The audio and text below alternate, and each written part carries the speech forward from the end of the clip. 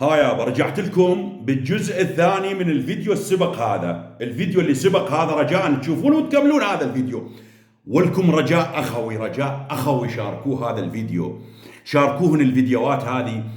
البلد انباع، ولكم بلدكم انباع ارضا وجوا وبحرا بالادله. رجاء اخوي لكل من يشاهدني وكل من يشوف هذا الفيديو، شاركوه بالادله وبالبراهين، بكل شيء شاركوه. اسمعوه للنهايه، اسمع الفيديو للنهايه. منحت استثمار لمستثمر مصري نعم مقابل رشوة 100 مليون دولار. وتمنح قيعاننا واراضينا الى مستثمر مصري ب 5800 دونم. غريبة هاي، سمعت القصة هاي يعني هاي من هسه عندك؟ الاجازه الاستثماريه تصدر البارحه الساعه ب3 الظهر. ايه الموظفين 4 اللي بهيئه الاستثمار الوطنيه. زين. المبلغ اللي يندفع 100 مليون دولار. الدفعه اللي استلموا بها الاجازه 25 مليون دولار. معلوماتي ومعلومات دقيقه. دكتور اوقف لي، هاي المبالغ اللي تقولها شنو، رشاوى؟ طبعا لا شنو، حتى يجي طبعاً. المستثمر هذا ياخذها؟ طبعا لا شنو 100 مليون دولار. اخي، الدونم الواحد ب 500 مليون. اليوم الان سعر الدونم، سعر الارض اللي موجوده منحت مجانا. ويلي، هاي اجازه. شوف ايش كم دونم؟ شوف خلي وين الكاميرات مالتك؟ يعني بس اريدك تباوع لي على هاي. طالع بس شوي هاي رجعها. التاريخ. اي بس شوي رجعها. اي هاي التاريخ. البارحه الساعه ب3 العصر منحت الاجازه لمستثمر. شوف مصري. الوقاحه. يعني بحكومة الزيدي لو بحكومة السوداني لا هاي. البارحه اقول لك. البارحة البارحة يعني بس الزيدي للامانه ما له علاقه بالموضوع. لا له بس جاي. علاقة، وهو المسؤولية مباشرة عن هاي جايك. سمعتوا الكارثه. طيب هسه اجيكم عليها وحده. ارض عرفتوا مساحتها 5800 دونم. هذه الارض يا جماعه الخير، يا ناس، يا عالم، اني دماغي مشتت، يعني اني ما جاي استوعب الموضوع. هذه الارض مساحتها 8500 دونم. سعرها الحقيقي 13 تريليون دينار عراقي، ما يقارب 10 مليار دولار. منحت مجانا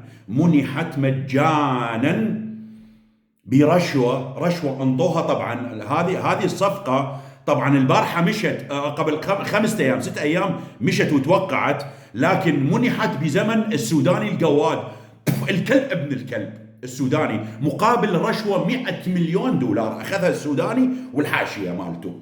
عباس السوداني والحاشية مالته، عباس أخو رئيس الوزراء اللي ما عنده أي منصب بالدولة، والسوداني أخذوا 100 مليون دولار. 100 مليون دولار أخذوا رشوة ومنحوها للمستثمر المصري. هسه ارجع لكم على المستثمر المصري منو هو وشنو تاريخه. هسه ارجع لكم شلون منحوها بمخالفة قانونية، عبروا كل القوانين. طبعا راح اجيكم على المخالفات القانونية. الصفقة أثيرت في 2026، هاي مؤخرا، قبل 5 أيام 6 أيام. منو أثارها؟ النائب أياد الجبوري. بيها فساد مو طبيعي. ليش بيها فساد مو طبيعي؟ لأن ملكية الأرض والعقود الزراعية تشير الاعتراضات. الأرض الممنوحة ليست خالية تماما، بل مثقلة بملكيات خاصة من الناس، وعقود زراعية قائمة، ويقطنها يسكنها هاي الأراضي 100,000 نسمة من العشائر العراقية، وهو ما يمنع الاستثمار. ممنوع الاستثمار. 100,000 نسمة بها. هاي شلون تمنعها انت؟ مال أراضي مال الناس مملوكة من زمان الأتراك، مو من هسه. طيب دون تسوية، يعني يمنح الاستثمار دون تسوية، يعني ما ينطونهم تعويضات. خلاص هاي الأرض مصادرة للاستثمار، وروح وين ما تدق راسك. تخطوا كل الإجراءات القانونية. وجهت اتهامات لهيئة الاستثمار العراقية بمنح الإجازة دون استكمال الموافقات القانونية من الدائرة المختصة، وتجاوزت آليات النافذة الواحدة، بالإضافة إلى عدم تحصيل موافقة الجهات ال 13 جهة عبروها 13 جهه لازم توافق على هذا الاستثمار، عبروها كلها. رئيس وزراء ربكم الاعلى، انا ربكم الاعلى. محمد الشياع السوداني انا ربكم الاعلى.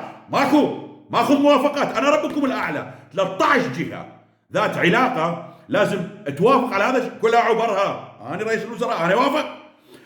ذات العلاقه مثل وزاره الكهرباء، وزاره الزراعه، وزاره الاثار، ممكن بهاي الارض بها اثار، ممكن لازم توافق. ما حد وافق، مشت. ظل لو المستثمر، طبعا المستثمر المصري، هسه ارجع لكم عليه بالقرار، راح تتخبرون شيء بشعر راسكم، بس رجاء شاركوا حتى الناس. المستثمر ما قالوا له انه هاي بيها ناس، بيها قاعدين ناس، بيها كذا، لا ما قالوا له، قالوا له احنا نطلع لك هذول الناس، نطلعهم من سكنهم، نطلعهم من اراضيهم بقوة ميليشياتنا، ننزل عليهم ميليشياتنا بالقوة، نطلعهم من اراضيهم، من بيوتهم. طبعا ارجع لكم على المستثمر. من هو المستثمر؟ رجل الاعمال المصري هشام طلعت مصطفى. منو هذا هشام طلعت مصطفى؟ هذا هشام طلعت مصطفى بال 2008 رجل اعمال مصري، كان يحب مغنيه لبنانيه سوزان تميم، تذكرونها؟ انقتلت بال 2008 بالامارات، تذكرون اللي انقتلت؟ نعم، هو اللي كان وراء قتلها. زين شلون قتلت داخل شقتها؟ المغنيه سوزان تميم قتلت داخل شقتها في إمارة دبي بدولة الإمارات عام 2008. وجاءت تفاصيل القضية ومسارها القانوني كالآتي. طبيعة الاتهام: وجهت إليه النيابة العامة المصرية تهمة الاتفاق والتحريض مع ضابط الشرطة السابق المصري طبعا محسن السكري لتنفيذ الجريمة مقابل مبلغ مالي قدره مليونين دولار أنطى للضابط المصري السابق محسن السكري مقابل أنه يقتل سوزان تميم اللي عايشة بالإمارات طبعا لبنانية. زين، الأحكام القضائية اللي صدرت بحقه هو هذا هشام طلعت المستثمر هذا، الأحكام القضائية قضي عليه في المحكمة الأولى عام 2009 بالإعدام شنقا. طعنوا بواسطة رجل أعمال طافر ملايين الدولارات، طعنوا دفاعا عن حكم، وألغت محكمة النقض حكم الإعدام لتعادل المحاكمة. صدر حكم مخفف عام 2010 بالسجن المشدد لمدة 15 سنة. بعدين وراها قضى 5 سنوات. طبعا بعد هاي ال5 سنوات أو 7 سنوات قضى من ال15 سنة. بعدين تعرفون انتم علاقته ودنيته عالمينه. العفو ورد الاعتبار. خرج هشام طلعت مصطفى من السجن بموجب عفو رئاسي عام 2017 بعد قضائه جزءا كبيرا من العقوبة. في أغسطس عام 2023 أصدرت محكمة جنايات القاهرة حكما برد اعتباره. ردوا اعتباره، قاتل ومحرض ومعترف، هو واللي حرضوا اثنينهم اعترفوا. ردوا اعتباره برد اعتباره مما يمحو الأثر الجنائي للحكم ويسمح له بممارسة حقوقه السياسية والمدنية. هذا العراق وين الحرامي؟ وين القاتل؟ وين المجرم؟ وين السلاب يجيبونه؟ القائد الجعفري وين؟ القواد يجيب لي اياه. هذا العراق العظيم. حكومة القواد ابن القواد محمد الشياع السوداني. هذا الاستثمار، التخصيصات الاستثمار هاي يجي يبيعون أرض قيمتها 13 تريليون دينار عراقي، ما يعادل 10 مليار دولار ينطونها بلاش مقابل رشوة 100 مليون دولار لمحمد الشياع. هذا القائد الجعفري. قلت لكم خوات قحبة ما يفيد، قلت لكم العراق راح يبيعونه. بعد مستمر البيع، بعد عندي قضايا والله العظيم لشيء بشعر راسكم. شاركوا لي هذا المقطع رجاء اخوي، شاركوا لي رجاء اخوي، شاركوا.